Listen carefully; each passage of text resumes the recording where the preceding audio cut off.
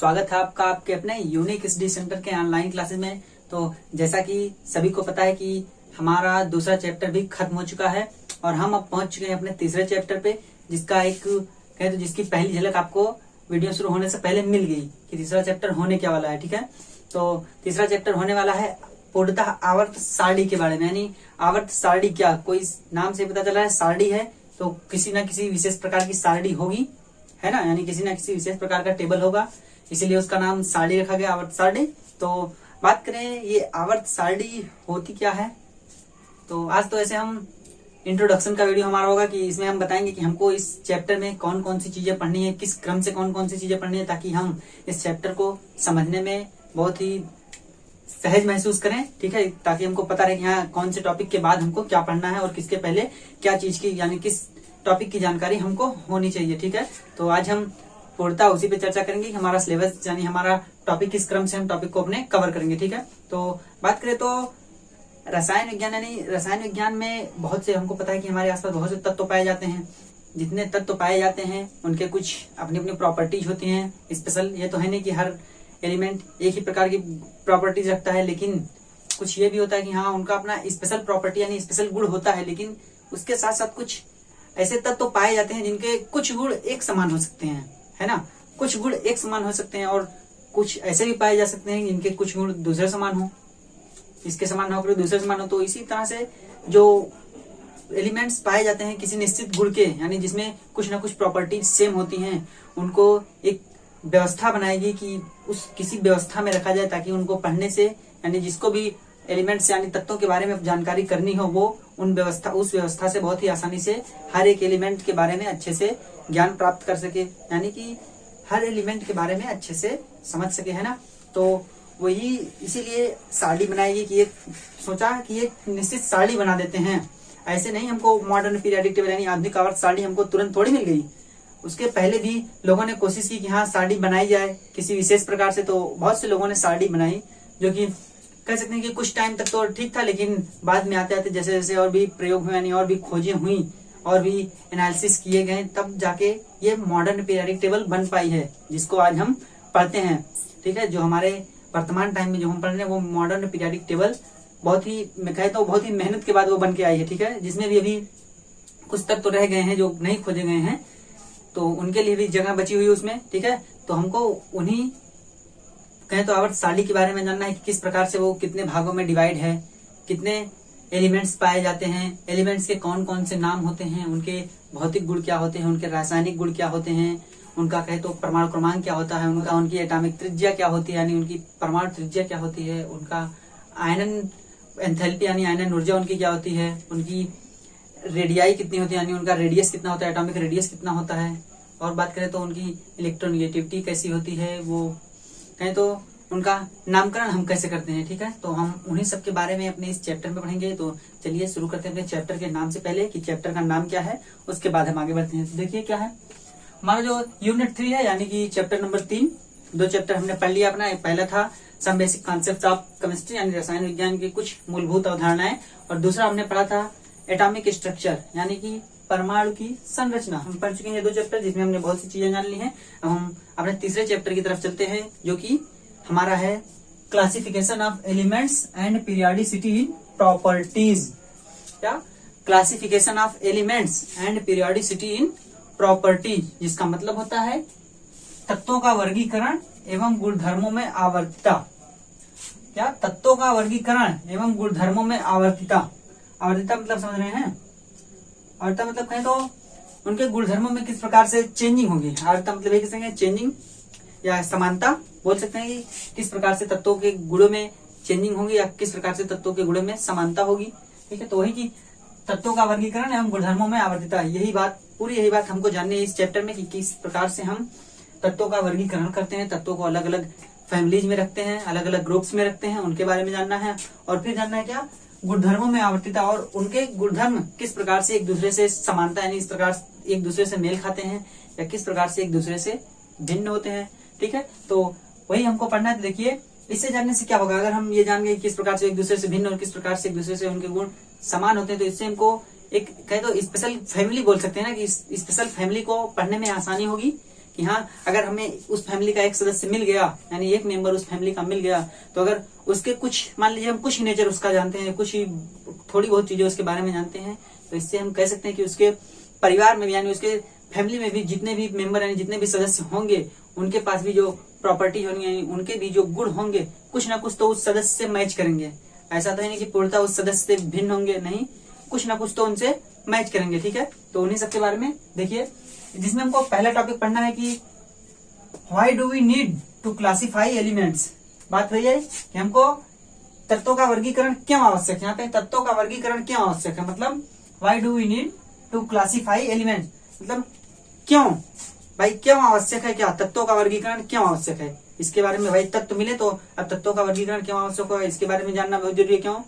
क्योंकि जब हम घर और बनवाते हैं, कहें तो घर बनवाते हैं, बाइक लेते हैं या कुछ भी खेत लेते हैं, तो उससे पहले आवश्यकता होती है, उसके पहले हम सोचते हैं कि भाई हमें घर क्यों आवश्यक है, या हमें खेत क्यों आवश्यक है, हमें गाड़ी क्यों आवश्यक है, हमें कहीं पे जाना हुआ तो क्यों आवश्यक है वो। तो उसके लिए कोई कारण तो होना चाहिए कि हाँ ये कारण होगा तभी तो हम घर खरीद सकते हैं, ये कारण हो तभी हम कह सकते हैं गाड़ी खरीदेंगे, ये कारण हो तभी हम कह सकते हैं खेत खरीदेंगे या कहीं जाएंगे, तो कोई तो कारण होगा। तो वही जानेंगे हम कि क्या कारण रहे, यानी क्या जरूरत हुई हमको कि जब हमको इन जितने एलिमेंट्स पाए गए उनको किसी कैटेगरी में बांटने की। ठीक है, तो यही हम पढ़ेंगे अपने पहले टॉपिक में, जिसमें हम पढ़ेंगे क्या, why do we need to classify elements, यानी तत्वों का वर्गीकरण क्यों आवश्यक है। यह होगी हमारी पहली टॉपिक। फिर दूसरा टॉपिक देखिए क्या होगा, जेनेसिस ऑफ पीरियोडिक क्लासिफिकेशन, मतलब आवर्त सारणी की उत्पत्ति।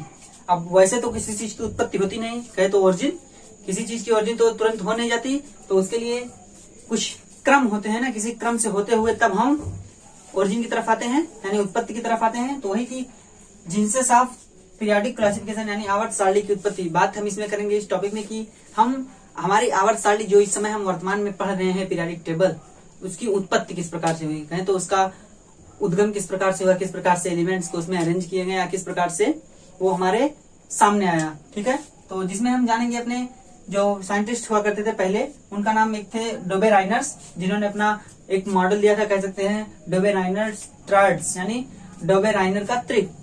इन्होंने बताया था कि ये त्रिक बना के इन्होंने बताया था कि हाँ इन तीनों एलिमेंट्स के बाद अगला जो एलिमेंट आएगा फिर से उसका गुण यानी उसकी जो प्रॉपर्टीज होगी वो फिर से पहले वाले एलिमेंट के बराबर होगी। इस प्रकार से इन्होंने कुछ ऐसा कुछ बताया था डोबेराइनर के त्रिक में। इसको हम इनके नियम में अच्छे से पढ़ेंगे। फिर दूसरे साइंटिस्ट हुए न्यूलैंड्स ऑक्टेव्स, यानी जिनका नाम था न्यूलैंड्स। तो इन्होंने अपना नियम दिया था, इसको बोलते हैं न्यूलैंड्स ऑक्टेट्स, मतलब न्यूलैंड का अष्टक नियम, इसको कहते हैं न्यूलैंड का अष्टक। इन्होंने भी बताया कि क्रमशः जब हम एक पहले एलिमेंट की जो प्रॉपर्टी होगी फिर सातवां एलिमेंट यानी 7 एलिमेंट पार करके कहें तो आठवां एलिमेंट जो आएगा एक एलिमेंट के बाद, उसकी प्रॉपर्टी उस पहले एलिमेंट की प्रॉपर्टीज के सेम होगी, यानी कहे तो उसकी जो प्रॉपर्टी होगी फिजिकल प्रॉपर्टी या बोले तो भौतिक प्रॉपर्टी और जो रासायनिक प्रॉपर्टी यानी भौतिक गुण और रासायनिक गुण जो होगा किसका, ये पहला एलिमेंट और उसके बाद जो इसके बीच में 7 एलिमेंट छोड़ के 8वां एलिमेंट जो आएगा उसकी जो प्रॉपर्टी होगी वो बराबर होगी, यानी कहे तो सेम होने की संभावना इन्होंने बताई कि हाँ उनकी प्रॉपर्टीज सेम होंगी। ये भी कुछ देर तक चले, यानी कुछ समय तक इनका भी नियम चलता रहा, किसका, न्यूलैंड का अष्टक, यानी न्यूलैंड का अष्टक नियम कुछ समय तक चलता रहा।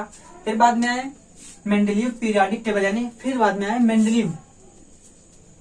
ठीक है, क्या मेंडलीव, तो मेंडलीव ने अपनी सारणी दी यानी अपना पीरियोडिक टेबल दिया, क्या मेंडलीव पीरियोडिक टेबल यानी मेंडलीव आवर्त सारणी, कहे तो मेंडलीव की आवर्त सारणी ये कहीं ना कहीं बहुत ज्यादा दिनों तक चली, यानी मेंडलीव की आवर्त सारणी कुछ ज्यादा समय तक चली थी। तो ये थी मेंडलीव की पीरियोडिक टेबल। इन्होंने भी अपना पीरियोडिक टेबल दिया। इन्होंने बताया था कि जो कहते जो एलिमेंट्स होते हैं उनका अरेंजमेंट जो होता है, इन्होंने कहा कि जो किसी भी एलिमेंट का भौतिक गुण और रासायनिक गुण होता है वो उस एलिमेंट के परमाणु भार के यानी कहे तो एटॉमिक मास का आवर्ती फलन होता है। बताया था कि जो भी एलिमेंट नेचर में पाए जाते हैं उनके जो भौतिक और रासायनिक गुण होते हैं वो उस तत्व के परमाणु भार के आवर्ती फलन होते हैं, ये बताया था मेंडलीव ने। तो इसी के आधार पे इन्होंने यानी इस प्रॉपर्टी के आधार पे कहे तो परमाणु भार यानी एटॉमिक मास के आधार पे इन्होंने अपनी टेबल दिया था, यानी इन्होंने अपना पीरियोडिक टेबल दिया था आवर्त सारणी, तो वो इन्होंने दिया था। हम इनका भी पीरियोडिक टेबल अच्छे से पढ़ेंगे कि क्या चीजें इन्होंने अपने पीरियोडिक टेबल में बताई थी। फिर बात करेंगे हम जो हमारा अगला टॉपिक होगा, तीसरा टॉपिक क्या होगा, modern periodic law and the present form of the periodic table. क्या अब हम उस टॉपिक पे आ गए हैं जो कि हम वर्तमान समय में पढ़ते हैं, क्या है मॉडर्न पीरियोडिक लॉ मतलब आधुनिक आवर्त नियम, यानी आधुनिक आवर्त नियम क्या है, and the present form of periodic table, और आवर्त सारणी का वर्तमान स्वरूप। मतलब इसमें हम देखेंगे कि जो आधुनिक आवर्त सारणी हम पढ़ते हैं वो किस नियम पे आधारित है। नियम मतलब कि अभी तो इन्होंने इसमें मैंने बताया मेंडलीव पीरियोडिक टेबल में कि मेंडलीव ने जो नियम बताया था कि जो एलिमेंट्स होते हैं वो उन अपने परमाणु भारों के आवर्ती फलन होते हैं। ठीक उसी तरीके से जो आधुनिक आवर्त सारणी है जो दी गई थी हमारे मोजले जी के द्वारा, तो इसमें भी एक नियम था इन्होंने कहें तो जो ये नियम था मॉडर्न पीरियोडिक टेबल, इसके लिए जो नियम था आधुनिक आवर्त नियम जो है वो कहता है कि जो किसी भी तत्व का कहे तो भौतिक और रासायनिक गुण होते हैं वो तत्वों के परमाणु क्रमांकों के आवर्ती फलन होते हैं। डिफरेंस है इन्होंने कहा, यानी मॉडर्न पीरियोडिक टेबल में मोजले ने कहा कि ये जो तत्व होते हैं उनका जो एटॉमिक नंबर होता है, यानी जो एटॉमिक नंबर होता है उसी के साथ जो तत्व का कहे तो भौतिक गुण और रासायनिक गुण होता है वो उसी का आवर्ती फलन होता है। और मेंडलीव ने क्या बताया था कि वो परमाणु भारों का आवर्ती फलन होता है, यानी एलिमेंट यानी तत्वों के परमाणु भार का आवर्ती फलन। लेकिन मॉडर्न पीरियोडिक टेबल कहती है, यानी मॉडर्न आवर्त नियम कहता है, वो कहता है कि जो भौतिक और रासायनिक गुण होते हैं किसी भी तत्व के वो उस तत्व के परमाणु क्रमांकों का आवर्ती फलन होते हैं। ठीक है, तो ये बताया था। और इसमें क्या है, तथा आवर्त सारणी का वर्तमान स्वरूप। इसमें हम जानेंगे कि हाँ हम जो मॉडर्न पीरियोडिक टेबल पढ़ते हैं यानी आधुनिक आवर्त सारणी पढ़ते हैं उसका स्वरूप कैसा है।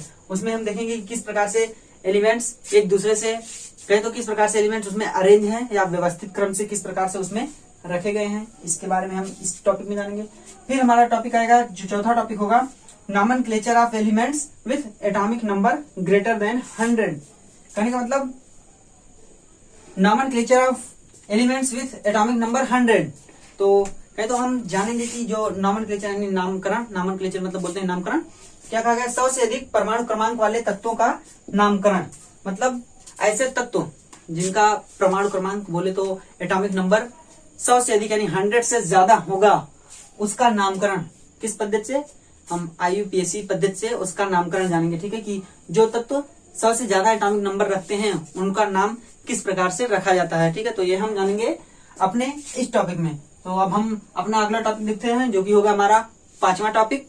तो देखेंगे जो हमारा अगला टॉपिक यानी टॉपिक नंबर 5 होगा वो क्या होगा, इलेक्ट्रॉनिक कॉन्फ़िगरेशन ऑफ एलिमेंट्स। हमने अपने इसके यानी दूसरे चैप्टर में यानी स्ट्रक्चर ऑफ एटम में इलेक्ट्रॉनिक कॉन्फ़िगरेशन के बारे में अच्छे से पढ़ा है, जिसको बोलते हैं इलेक्ट्रॉनिक विन्यास, उसके बारे में अच्छे से पढ़ा। देखिए अब हम एलिमेंट्स का के पीरियोडिक टेबल यानी इस चैप्टर में हम एक एक एलिमेंट्स का करेंगे इलेक्ट्रॉनिक कॉन्फ़िगरेशन। देखिए क्या है, electronic configuration of elements and the periodic table. क्या, electronic configuration of elements and periodic table.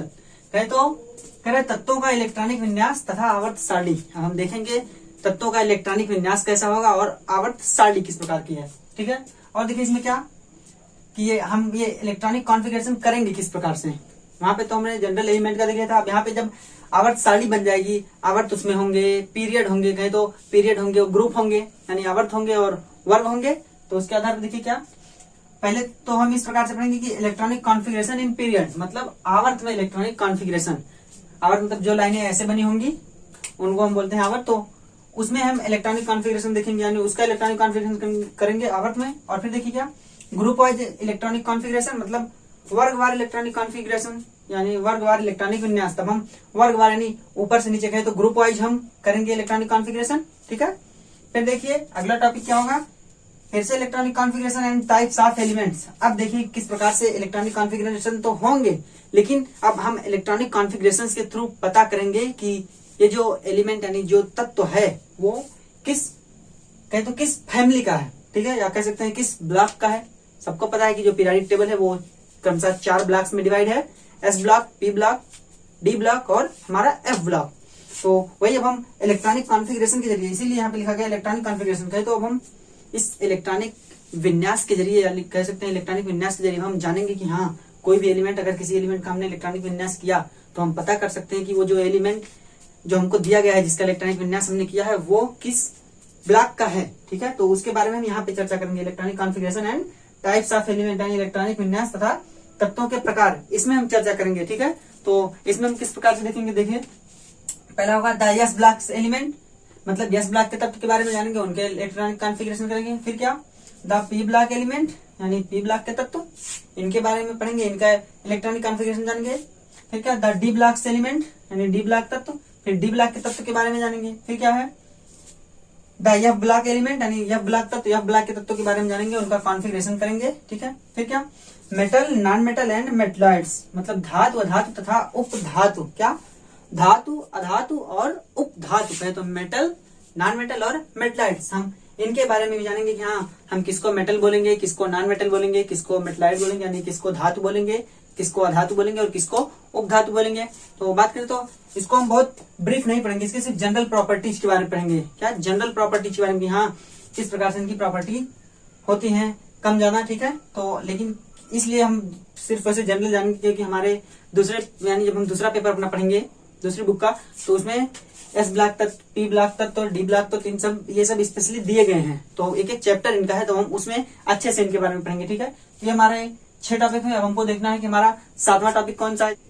तो देखिए इसमें अगला टॉपिक हमारा जो कि है 7वां, वो कौन सा है, periodic trends in properties of element, मतलब तत्वों के गुणधर्मों में आवर्तिता, मतलब periodic trends in properties of elements कहे तो तत्वों के गुणधर्मों में आवर्तता। अब हम देखेंगे कि तत्वों के गुणधर्मों में आवर्तता किस प्रकार से बदल रही है, कौन कौन सी आवर्तता नहीं कहे तो कौन कौन से गुण उनमें बदल रहे हैं किस प्रकार से। ठीक है।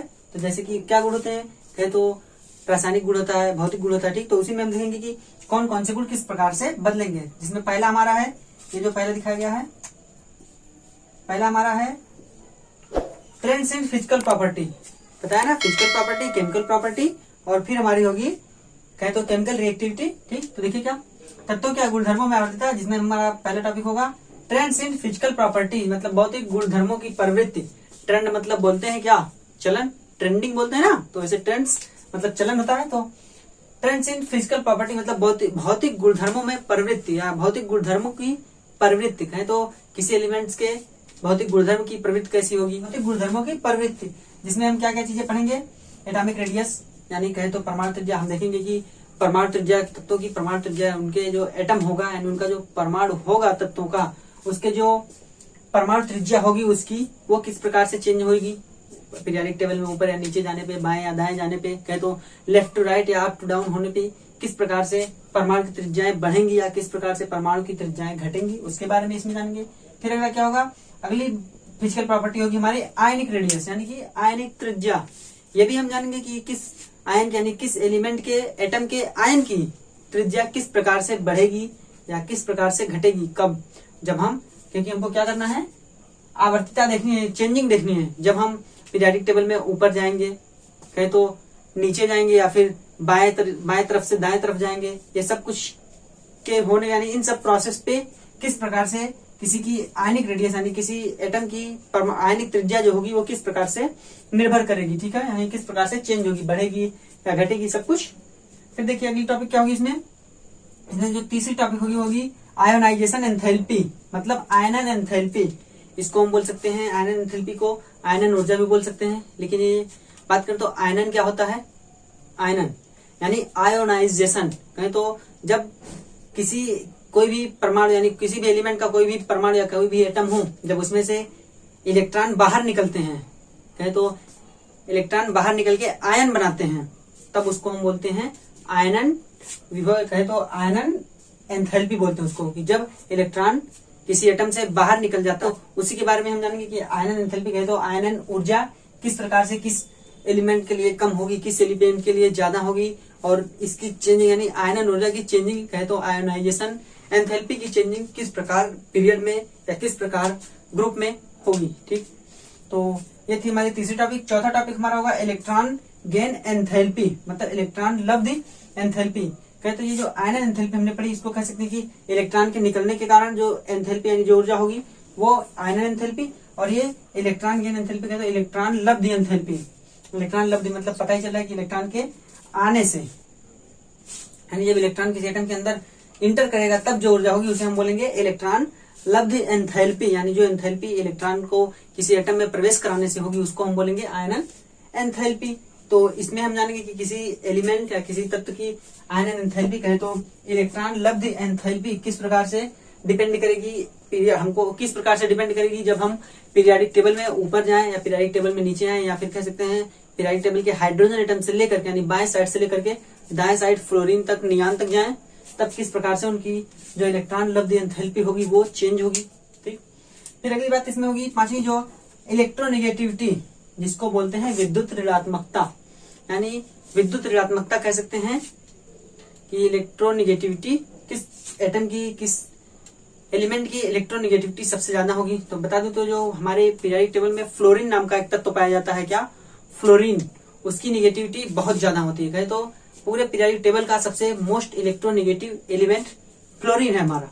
ठीक, तो हम यहाँ पे जानेंगे कि किसी तत्व यानी पीरियोडिक टेबल में तत्वों की विद्युत ऋणात्मकता किस प्रकार से होगी, किस प्रकार से ऋणात्मकता विद्युत चेंज होगी। कहें तो पीरियोडिक टेबल में बाएं से दाएं जाने पे किसी तत्व के इलेक्ट्रॉनिक, किसी तत्व के विद्युत ऋणात्मकता पे क्या प्रभाव पड़ेगा, या ऊपर से नीचे आने पे किसी तत्व के इलेक्ट्रोनेगेटिविटी में क्या प्रभाव पड़ेगा, इसके बारे में हम इसमें जानेंगे। ठीक है, फिर हमारा इसी में अगला टॉपिक यानी साथ में पीरियोडिक ट्रेंड इन प्रॉपर्टीज में ही, एलिमेंट में ही होगा। मैं कहें तो तत्वों के गुणधर्मों में, आवर्तता में ही हमारा अगला टॉपिक होगा, जो कि होगा ट्रेंड इन केमिकल प्रॉपर्टीज।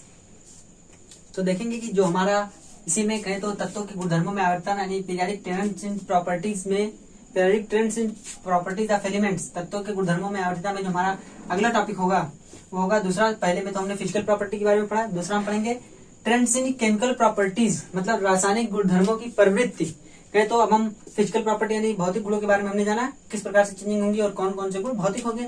अब बात करें कि कौन कौन से गुण हमारे रासायनिक गुण होंगे किसी एलिमेंट के लिए। देखिए क्या रासायनिक गुण होंगे और उनमें चेंजिंग किस प्रकार से होगी, यानी उनका चलन किस प्रकार से होगा। देखिए क्या चीजें हैं, पीरियोडिसिटी इन वैलेंस और ऑक्सीडेशन स्टेट, मतलब ये जो वैलेंस यानी संयोजकता है और ऑक्सीडेशन स्टेट है यानी ऑक्सीकरण अवस्था, ये हमारा रासायनिक गुण है। कह सकते हैं कि हमारा रासायनिक गुण है, हमारे रासायनिक प्रॉपर्टीज पे भी असर डालेगा। ठीक है, तो क्या है पीरियोडिसिटी इन वैलेंस और ऑक्सीडेशन स्टेट, मतलब केमिकल प्रॉपर्टीज के ट्रेंड में हमारा जो पहला टॉपिक होगा वो होगा संयोजकता में आवर्तिता या ऑक्सीकरण अवस्थाएं। कहें तो संयोजकता में आवर्तिता कहने का मतलब है कि किस प्रकार से संयोजकता चेंज होगी।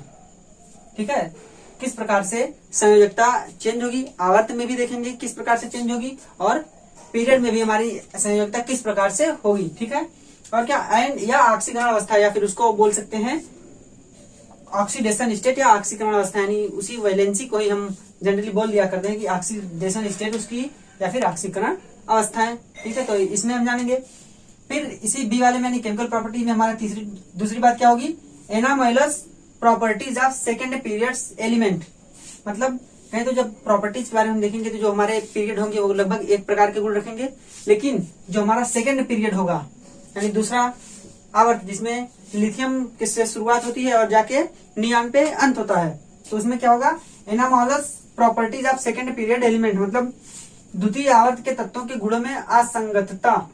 असंगतता मतलब जो दूसरा आवर्त होगा हमारा उसके जो गुण होंगे यानी उन तत्वों के जो गुण होंगे उनमें असंगतता होगी। कहे तो एक क्रम से ना होकर के, संगतता ना होकर के असंगतता होगी। किसी का एक जो एक क्रम होना चाहिए हर पीरियड में यानी हर आवर्त में जो एक क्रम होना चाहिए वो क्रम ना होकर उनमें चेंजिंग होगी। ठीक है, कहे तो और भी किसी पीरियड में हम जाएंगे तो एक क्रम से उनके गुण यानी उन एलिमेंट से तत्वों के गुण एक क्रम से चेंज होंगे, लेकिन जो दूसरा तत्व हमारा यानी दूसरा जो हमारा आवर्त होगा सेकेंड पीरियड उसमें जो गुणों की चेंजिंग होगी उन तत्वों की वो असंगत होगी यानी संगत ना होकर असंगत होगी। कहे तो जिस क्रम से चेंज होनी चाहिए उस क्रम से ना चेंज होकर विभिन्न क्रमों में चेंजिंग हुई। ठीक है, तो उसमें हम जानेंगे किस प्रकार से चेंजिंग हुई जब हम अपना ये टॉपिक पढ़ेंगे द्वितीय आवर्त के तत्वों के गुणधर्मों में असंगतता।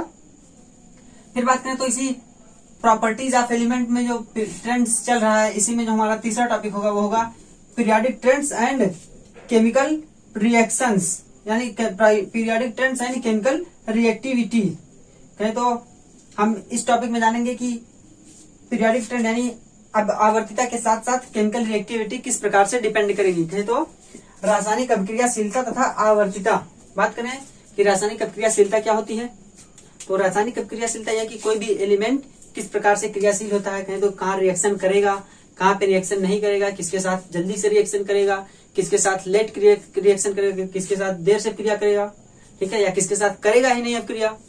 इन सभी के बारे में हम इस टॉपिक में जानेंगे, यानी पीरियोडिक ट्रेंड्स यानी केमिकल प्रॉपर्टीज में रासायनिक अभिक्रियाशीलता तथा आवर्तिता। जब हम इसको पढ़ेंगे तब हम इसमें देखेंगे कि पीरियोडिक टेबल में जब हम ऊपर से नीचे आते हैं या फिर बाएं से दाएं जाते हैं तब किस प्रकार से उनकी रिएक्टिविटी या कहे तो किस प्रकार से उनकी अभिक्रियाशीलता चेंज होती है। ठीक है, तो इस टॉपिक में हम जानेंगे। तो ये रहा हमारा पूरा टॉपिक, यानी जो तीसरा चैप्टर हमारा है तत्वों का वर्गीकरण एवं गुणधर्मों में आवर्तिता है। तो classification of elements and periodicity in properties, इसमें कुल मिला के कितने 7 टॉपिक हैं। 7 टॉपिक के अंदर जो जो बातें थी वो सब मैंने बता दी कि इन टॉपिक को हमको इस चैप्टर में अपने कवर करना है। तो टॉपिक देखने से तो आपको लग गया होगा कि हाँ ये चैप्टर है तो कहीं ना कहीं बहुत इंपॉर्टेंट है ना। क्योंकि इंपॉर्टेंट इसलिए कि अगर हम किसी एलिमेंट आवर्त सारणी, जो कि पूरे रसायन विज्ञान की बहुत ही महत्वपूर्ण बात है, क्या आवर्त सारणी है तो पीरियोडिक टेबल, इसको हम नहीं जानेंगे, इसके बारे में नहीं अध्ययन करेंगे कि हम किस प्रकार से तत्वों को अगर हम इसके बारे में नहीं अध्ययन करेंगे तो हम कोई भी काम करें तो तत्वों के बारे में हमको निश्चित जानकारी नहीं होगी। ठीक है, तो इसीलिए कह सकते हैं कि ये पूरा ये चैप्टर हमारे लिए बहुत जरूरी है। ठीक है, तो इसको अच्छे से पढ़िएगा, क्योंकि अगर हम इन चीजों के बारे में नहीं जानेंगे तो हमें पता नहीं चलेगा कि हमारे दैनिक जीवन में एलिमेंट्स, जो कि रासायनिक एलिमेंट्स पाए जाते हैं, उनका यूज किस प्रकार से, उनका उपयोग किस प्रकार से। ठीक है, तो ये था पूरा सिलेबस, यानी कहें तो पूरा टॉपिक, कौन कौन से टॉपिक हमको इस चैप्टर में कवर करने हैं। तो बात करें तो इन सभी टॉपिक्स को पढ़ने के बाद हम समझ जाएंगे कि इनकी जो एलिमेंट्स यानी जो तत्व पाए जाते हैं प्रकृति में वो किस प्रकार से हमारे लिए उपयोगी हैं, या हम जान जाएंगे पीरियोडिक टेबल क्या होता है। पीरियोडिक टेबल में कहें तो कितने घर होते हैं, कह सकते हैं कितने ब्लॉक्स होते हैं, कितने खंडों में वहां बटा होता है। फिर हम हर एलिमेंट कहे तो एक एक ग्रुप यानी एक एक ब्लॉक के एलिमेंट की प्रॉपर्टीज के बारे में जान जाएंगे, किस प्रकार से उनकी प्रॉपर्टीज होती हैं। ठीक, उनका ऑक्सीडेशन स्टेट कैसा होता है, उनकी वैलेंसी किस प्रकार की होती है, उनकी रिएक्टिविटी यानी कहे तो उनकी क्रियाशीलता किस प्रकार से होती है। हम जानेंगे कि जो पीरियोडिक कहे तो हम उत्पत्ति के बारे में जानेंगे कि हाँ पीरियोडिक टेबल किस प्रकार से उत्पन्न हुआ, जो मॉडर्न पीरियोडिक टेबल हम पढ़ रहे हैं वो किस प्रकार से उत्पन्न हुआ, इसके बारे में जानेंगे। फिर बात करें तो हम इन सभी को जानते हुए जानेंगे कि जो हम पढ़ते हैं अपने पीरियोडिक टेबल के बारे में, उनके साइज कहे तो उनके एटॉमिक साइज होगी, जो परमाणु त्रिज्या होगी, इसके बारे में भी जानेंगे। तो इसी प्रकार से हम इसमें पूरा जानेंगे कि किस प्रकार से पीरियोडिक टेबल को अरेंज किया गया है। ठीक है, किस प्रकार से उनको अरेंज किया गया। हम देखेंगे कि ये जो पीरियोडिक टेबल है हमारा कहे तो आवर्त सारणी है, इसमें जो मेटल की संख्या है वो लगभग 78% है। तो क्या 78%? सोचने वाली बात है कि पूरे पीरियोडिक टेबल में जो 118 तत्व पाए जाते हैं उसमें से करीब 78% मेटल होते हैं, कहे तो धातु, बाकी के 20% से कम यानी 20% से कम अधातु होते हैं। बाकी के जो बचते हैं वो हमारे उपधातु कहलाते हैं। ठीक है, जिसमें सिलिकॉन होता है, जर्मेनियम होता है, ऐसे कुछ होते हैं जो उपधातु में हमारे आते हैं। तो बात है कि इस पूरे चैप्टर को पढ़ने के बाद हमको समझ में आ जाएगा कि कितनी जरूरी था ये हमारा चैप्टर, जिसको बहुत ही अच्छे से आप इसलिए बहुत ही अच्छे से इस चैप्टर को पढ़िएगा। ठीक है, तो इस वीडियो में बस इतना है, क्योंकि ये हमारा इंट्रोडक्शन वीडियो ही था। तो मिलते हैं अपने अगले वीडियो में इस चैप्टर के पहले टॉपिक के साथ। तो पहले टॉपिक की शुरुआत करेंगे। ठीक है, तो तब तक के लिए धन्यवाद।